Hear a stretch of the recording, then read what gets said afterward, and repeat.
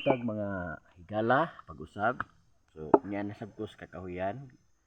Kay kada buntag mo ni akong rotasyon dinhi sa kakahuyan maugit ang pagpangahoy ug usab kabahin kini sa pag exercise no nako para nagkaedad na ta so kinahanglan ta og pakusog sa lawas aron nga kondisyon gyapon ang lawas.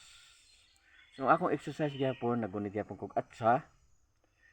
Sama sa akong gihimo gahapon unya daay kahoy nga akong putlon puto-putoon kay aron nga masugnod.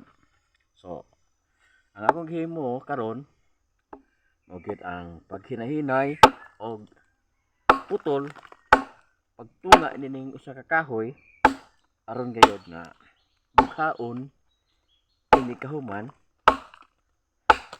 pagkatapos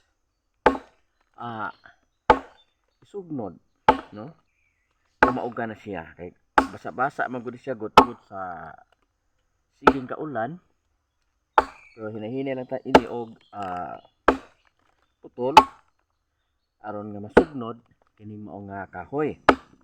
So laya na ni siya nga kahoy apan kay daot-taod na ni siya nga tumba gumikan sa bagyong Odette no. So na stuck na ning kahoya diri sa lasang muna nga akong gihimo nga ehersisyo adlaw-adlaw ang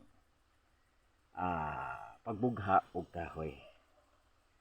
So kaya natong lawas naginahanglan gyud og pasingot muna nga kinahanglan gayud nga dunay pagkabuhaton aron mo uknad ang kusog og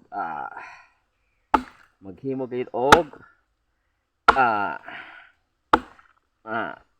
magbugha og kahoy. So mapuslan lang gyapon ang gibuhat kay isugnod naman gyapon ang kahoy nga pagahimuon.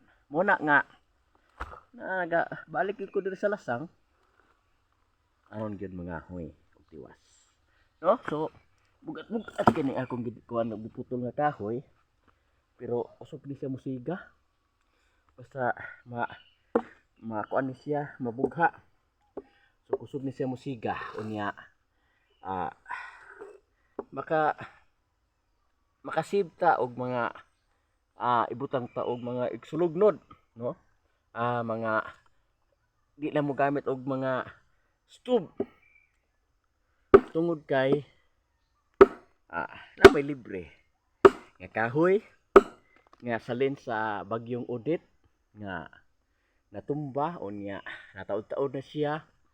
So laya na gid kay siya apan tungod kay basa man kay siging kaulan diri sa bukid muna nga maugohon na pud siya no.